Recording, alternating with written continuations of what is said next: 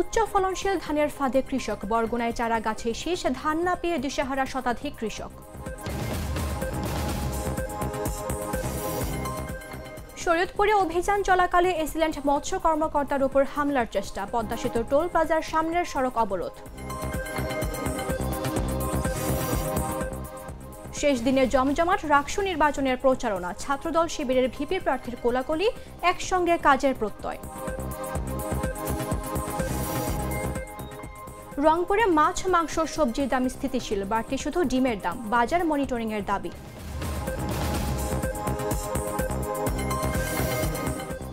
এবং দীর্ঘ প্রতীক্ষার অবসান, লক্ষ্মীপুরে ৪৩ বছর পর ৩.৫ একর জমি ফিরে পেলেন মালিক।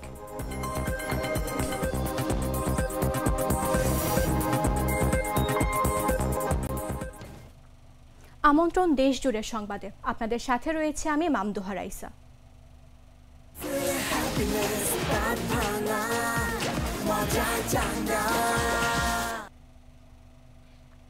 শরীয়তপুরের গোসাইরহাট মা ইলিশ রক্ষায় অভিযানে গিয়ে জেলেদের হামলার মুখে পড়েছেন ডামুডা উপজেলার সহকারী কমিশনার ও গোসাইরহাট উপজেলা মৎস্য কর্মকর্তা। মঙ্গলবার উপজেলার আলাউরপুর ইউনিয়নের চর জালালপুর এলাকার মেঘনার শাখা নদী মোস্তফা ঢালের খালের প্রবেশমুখে এ ঘটনা ঘটে। উপজেলা মৎস্য বিভাগ জানায়, আজ সকালে মাছ বিক্রি চলাকালে গোপন সংবাদের ভিত্তিতে ওই এলাকায় অভিযান চালায় ডামুডা উপজেলা সহকারী কমিশনার তারিকুল ইসলাম ও গোসাইরহাট উপজেলা মৎস্য কর্মকর্তা আবুল কাশেম নীরব। এ সময় ব্যবসায়ীরা ট্রলারে মাছ নিয়ে মেঘনার শাখা নদী মোস্তফা ঢালের খালে প্রবেশ করে মাছ সরিয়ে ফেলে। পরে প্রশাসন ও মৎস্য বিভাগ ট্রলারটি জব্দ করে নিয়ে আসার সময় তাদের ওপর হামলার চেষ্টা চালায় ওই সব ব্যবসায়ীরা। পরে উপজেলা সহকারী কমিশনার ও গোসাইরহাট উপজেলা মৎস্য কর্মকর্তা কৌশলে সেখান থেকে চলে আসেন।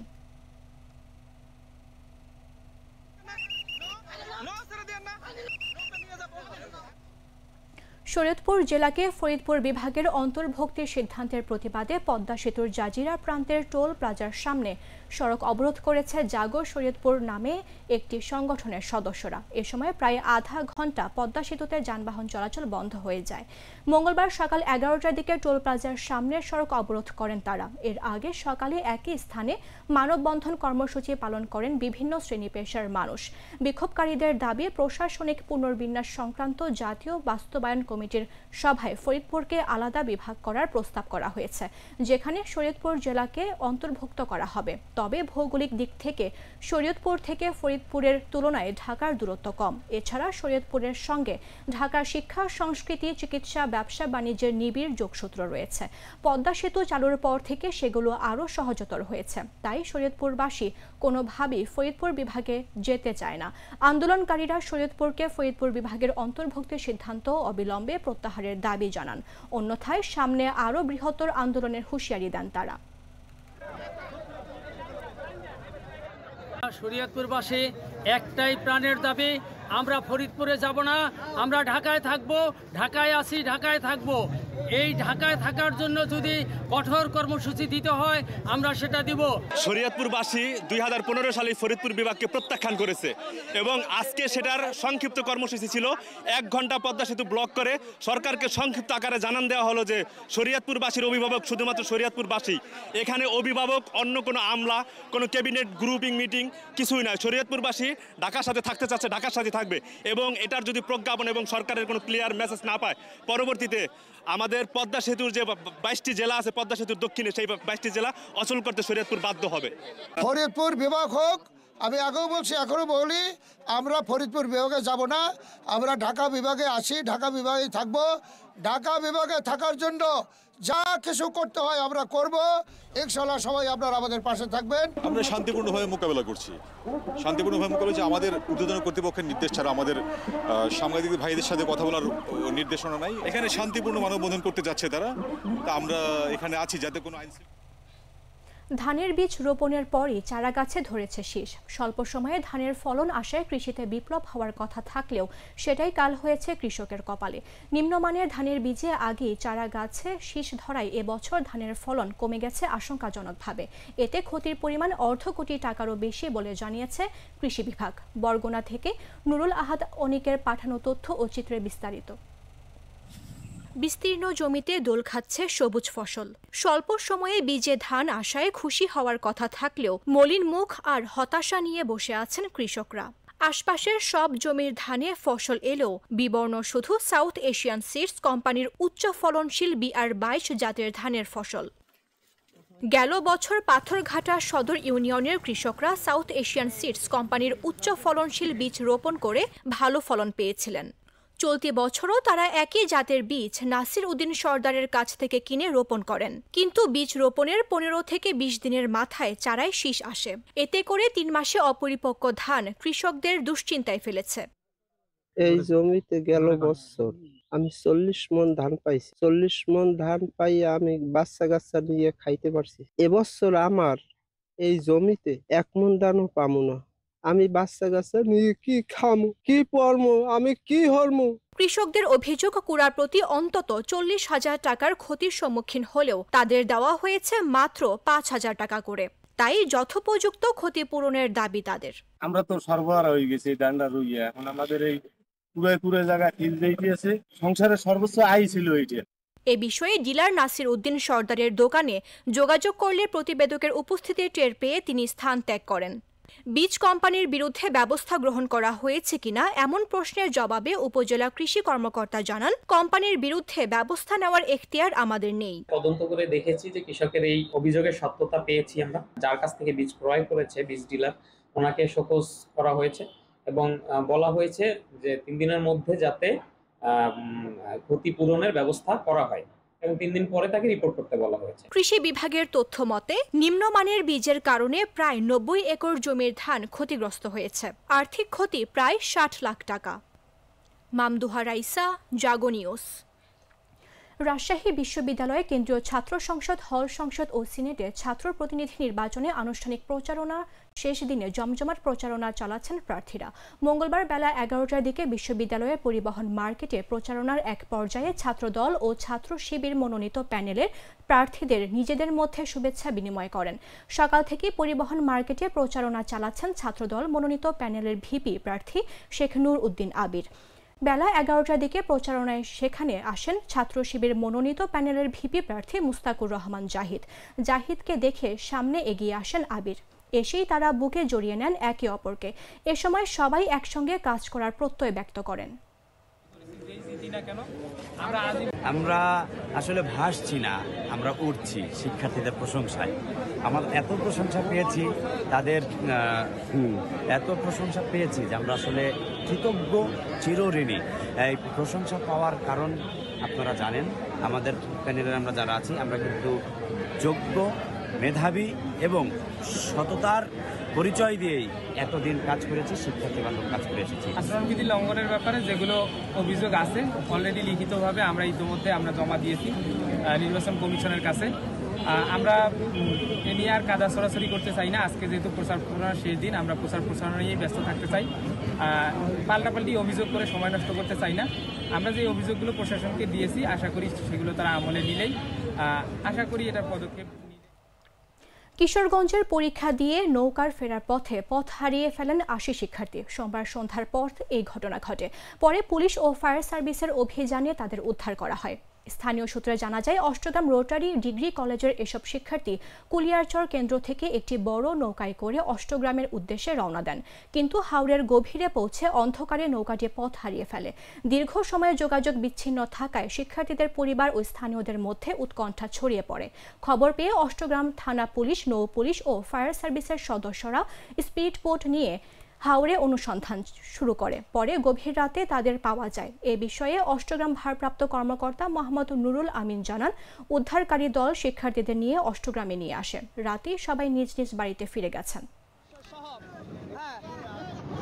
অনেক সময় পরীক্ষা পরে যে জল পথে, অনেক সময় শুকনা পথেও পরে, কারণ এটা কোনো শিওর হয় না। মাঝে মধ্যে নদী পথে যায়, অনেক সময় পরীক্ষা দিয়ে প্রায় সন্ধ্যা হয়ে যায়, 5টা-6টা বেজে যায়। আস্তে আস্তে বাসায় যেতে যেতে 8টা-9টা এমনিতে হয়ে যায়। আর আজকে তো ভয়াবহ অবস্থা হয়ে গেছে এমনিতেই। রাস্তায় আপনার রাস্তা ভুলে আর কি, নদী পথে রাস্তা ভুলে এখন নৌকা আর যেতে পারতেছে না। আমি মনে করি আগামী পরীক্ষা যাতে আমাদের অষ্টগ্রাম অথবা মিটামন বা ইটনা 3 থানার মধ্যে যে কোনো এক থানায় হয়। আমাদের বাটি অঞ্চলের পরীক্ষার্থীরা এই যে দেখেন ভয়ানক দুর্ঘটনার মুখোমুখি হয়েছে। আগামী বছর যেভাবেই হোক প্রয়োজন আমরা আন্দোলনে নামবো, তারপরেও আমাদের এই পরীক্ষার কেন্দ্র অবশ্যই আমি রাখবো ইনশাল্লাহ। এই যে সমস্যাটার মধ্যে আজকে আমরা পড়েছি এটা আজকে নতুন, আমরা গত বছরও ভয়াবহ ঝড়ের কবলে পড়েছিলাম।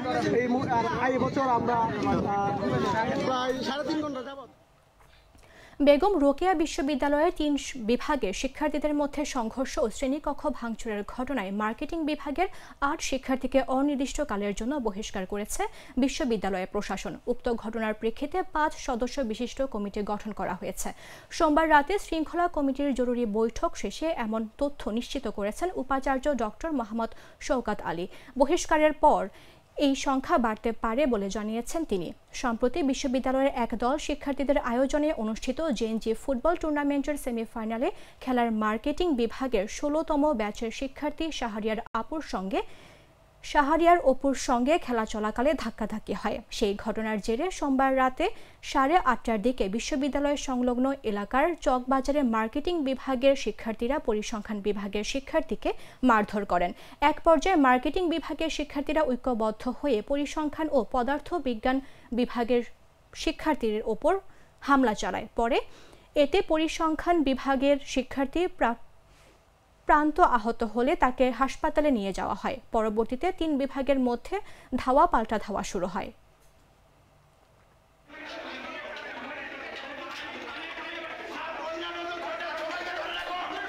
বাছাইকৃত লাল সরিষার দানা থেকে তৈরি হয় প্রাণ সরিষার তেল, আসল ঝাঁঝে আসল স্বাদে। সপ্তাহের ব্যবধানে প্রায় অপরিবর্তিত রয়েছে সব ধরনের সবজির দাম, তবে দাম বেড়েছে ডিমের। এছাড়া মাছ, মাংস, চাল ও ডালের বাজারে রয়েছে আগের মতোই। বাজার দরের সবশেষ খবর জানাতে এই মুহূর্তে রংপুর স্টেশন বাজারে রয়েছেন সহকর্মী জিতু কবির। সরাসরি যাচ্ছি তার কাছে। সপ্তাহের ব্যবধানে কিন্তু সবজির যে দাম সেটি কিন্তু খুব বেশি পারেনি, তবে একটি সবজির দাম হেরফের হয়েছে। আপনাদের যদি জানিয়ে রাখি যে আজকে টমেটো গত সপ্তাহের মধ্যে 120 থেকে 150 টাকা করে বিক্রি হচ্ছে। এছাড়া গাজরও কিন্তু একই দামে বিক্রি হচ্ছে। আর যদি একটু জানিয়ে রাখি যে কাঁকরোল বিক্রি হচ্ছে 70 থেকে 60 টাকা, ঝিঙে বিক্রি হচ্ছে 70-80 টাকা, আর মূলা বিক্রি হচ্ছে 30-40 টাকা, চাল কুমড়া 50-60 টাকা, দুধ কৃষি বিক্রি হচ্ছে 40-50 টাকা। তবে চিকেন বেগুন গত সপ্তাহের তুলনায় কিন্তু দাম কমে এসেছে। গত সপ্তাহে যে চিকেন বেগুন 70-80 টাকা বিক্রি হয়েছিল সেটি কিন্তু বিক্রি হচ্ছে 50 থেকে 60 টাকা পর্যন্ত। আর গোল বেগুন যেটি সেটি বিক্রি হচ্ছে 80 টাকা 100 টাকা পর্যন্ত। আর আপনাদের যদি জানিয়ে রাখি যে ডিমের বাজার সেটি হচ্ছে যে গত সপ্তাহের তুলনায় কিন্তু ডিম আজকে একটু চড়া দামে বিক্রি হচ্ছে। অর্থাৎ বড় সাইজের যে ডিম সেটি বিক্রি হচ্ছে 48 টাকা হালি, এবং ছোট যে সাইজের ডিম সেটি বিক্রি হচ্ছে 46 টাকা পর্যন্ত। এছাড়া আমরা মাছের বাজারে খোঁজ নিয়েছি, মাছ গত সপ্তাহের মতোই অপরিবর্তিত রয়েছে। সব ধরনের মাছ যে বিক্রি হয়েছিল সেই যদি বলি যে বড় সাইজের রুই যেটি সেটি বিক্রি হচ্ছে 350 থেকে 380 টাকা পর্যন্ত। এছাড়া ছোট সাইজের রুই বিক্রি হচ্ছে 280 টাকা পর্যন্ত। আরেকটি বিষয় জানিয়ে রাখি যে গতকাল পর্যন্ত কিন্তু কাঁচামরিচের দাম ছিল 120 টাকা করে খুচরা বাজারে কেজি। আজকে কিন্তু আজকের বাজারে সেটি কিন্তু বিক্রি দাম বেড়ে হয়েছে 150 থেকে 160 টাকা। খুচরা বাজারে এটি বিক্রি হলে পাইকারিতে আমরা দেখেছি যে পাইকারি বাজারে বিক্রি হচ্ছে 120 থেকে 130 টাকা কেজি। আরেকটি বিষয় জানিয়ে রাখি যে শীতকালীন যে সবজি সেই শীতকালীন সবজির সরবরাহ কিন্তু খুব একটা বাড়েনি, তবে দিন যত যাবে ততই শীতকালীন সবজির সরবরাহ বাজারে বাড়বে। আর শীতকালীন সবজি যদি বাজারে আসে তাহলে কিন্তু দাম একটু সবজির দাম সহনীয় পর্যায়ে আসতে পারে বলে মনে করছেন ব্যবসায়ীরা। এরপরে যে শীতকালীন সবজি আমরা দেখেছি যে ফুলকপি যেটি সেটি কিন্তু বাজারে আসতে শুরু করেছে, বিক্রি হচ্ছে 120 টাকা 130 টাকা করে। আর মূলা যেটি সেটি কিন্তু বিক্রি হচ্ছে 30 টাকা 40 টাকা। দর্শক, রংপুর স্টেশন বাজারের সবশেষ পরিস্থিতি জানাচ্ছিলেন আমাদের সহকর্মী জিতু কবির। সরাসরি যাচ্ছে অন্যান্য সংবাদে। বাগেরহাটের কচুয়ায় গভীর রাতে দুর্বৃত্তের হামলায় যুবদল নেতা জাহিদুল ইসলাম মিন্টু নিহত হয়েছেন। সোমবার দিনগত রাতে উপজেলার রাড়িপাড়া ইউনিয়নের শিবপুর গ্রামে নিজ বাড়িতে এ ঘটনা ঘটে। পুলিশ সূত্রে জানা যায়, 2 বিয়ের কারণে দীর্ঘদিন ধরে পারিবারিক কলহ চলছিল। সোমবার গভীর রাতে বড় স্ত্রীর সঙ্গে মিন্টুর ঝগড়া শুরু হয়। এক পর্যায়ে বাইরে থেকে 8 থেকে 10 জন লোক এসে মিন্টুকে মারধর করে ও ধারালো অস্ত্র দিয়ে আঘাত করে। গুরুতর আহত অবস্থায় উদ্ধার করে তাকে বাগেরহাট 250 শহর জেলা হাসপাতালে নেন পরিবারের সদস্যরা। পরে সেখান থেকে খুলনা মেডিকেল কলেজ হাসপাতালে নিলে কর্তব্যরত চিকিৎসক মৃত ঘোষণা করেন। বিষয়টি নিশ্চিত করেছেন বাগেরহাটের অতিরিক্ত পুলিশ সুপার মোহাম্মদ শামীম হোসেন। গতকাল রাতে আমাদের রাজনৈতিক সহযোদ্ধা মতনাথ জাহিদুল ইসলাম মিন্টু দুর্বৃত্তের হাতে হত্যা খুন হয়েছে। আমরা এই খুনের সঠিক তদন্তের মাধ্যমে এর বিচারের দাবি জানাচ্ছি।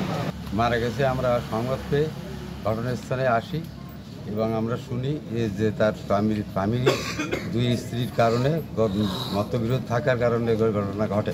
পরবর্তীতে শুনতে পাই যে বাইরে থেকেও লোকজন পরে ঘরে আসছিল। তবে আমরা এর তদন্তপূর্বক এবং যারা এই ঘটনা ঘটাইছে এবং উপযুক্ত বিচার চাই। জাহিদুল ইসলাম মিন্টু মাদকাসক্ত ছিল। তিনি 2টা বিয়ে করছেন। প্রথম ওয়াইফের সাথে দ্বিতীয় ওয়াইফ এবং তার ঝামেলা চলছে। গত রাত্রে প্রথম ওয়াইফের সাথে দ্বিতীয় ওয়াইফের ঝামেলা হয়। পরবর্তীতে 3টা গ্রুপ তৈরি হয়। তো আমরা শুনেছি যে এই পারিবারিক কন্দলেরকে কেন্দ্র করে তিনি খুন হতে পারেন। আমরা এতটুকু জানতে পারছি। আর এখন পর্যন্ত গ্রেপ্তার নাই। আমরা গ্রেপ্তারের জন্য থানা পুলিশ প্লাস ডিবি। গ্লিটারের টুইন লেমন ও অ্যান্টিব্যাকটেরিয়াল ফর্মুলা বাসনকে চকচকে জীবাণুমুক্ত করে আমাদের দেয় গ্লিটার গ্যারান্টি।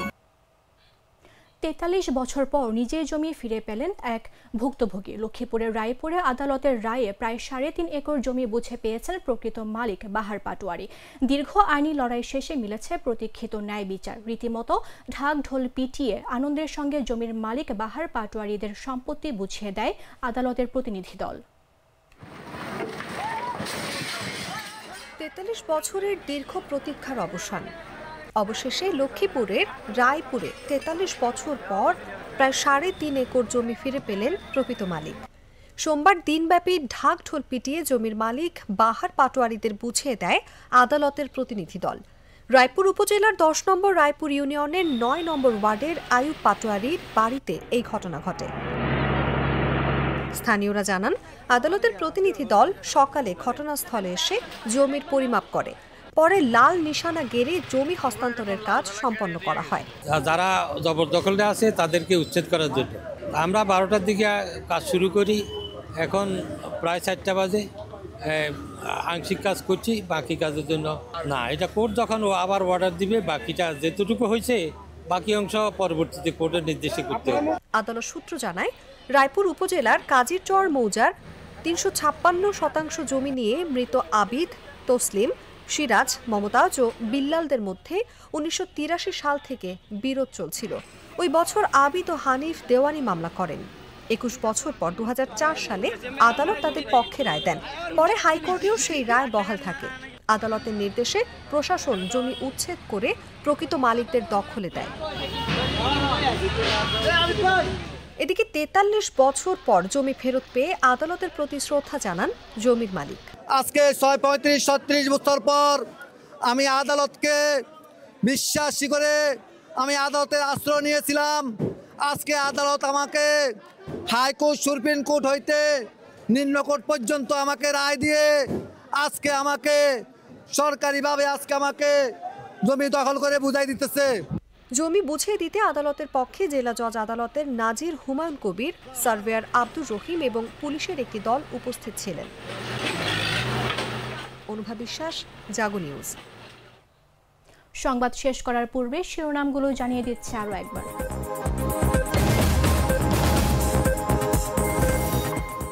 উচ্চ ফলনশীল ধানের ফাঁদে কৃষক। বরগুনায় চারা গাছে শীষ, ধান না পেয়ে দিশেহারা শতাধিক কৃষক।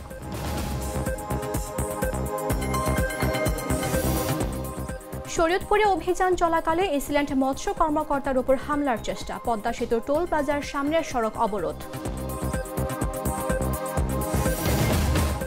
শেষ দিনে জমজমাট রাকসু নির্বাচনের প্রচারণা। ছাত্রদল শিবিরের ভিপি প্রার্থীর কোলাকুলি, একসঙ্গে কাজের প্রত্যয়। রংপুরে মাছ, মাংস, সবজির দাম স্থিতিশীল। বাড়তি শুধু ডিমের দাম, বাজার মনিটরিং এর দাবি।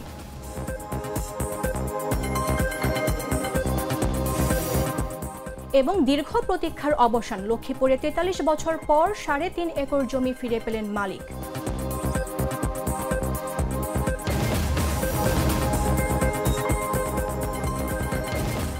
দর্শক, এই ছিল এখনকার মতো। প্রতি মুহূর্তে সর্বশেষ খবর জানতে ভিজিট করুন jagonews24.com। ফলো করুন আমাদের ভেরিফাইড ফেসবুক পেজ এবং সাবস্ক্রাইব করুন জাগো নিউজের ইউটিউব চ্যানেল। ধন্যবাদ সবাইকে।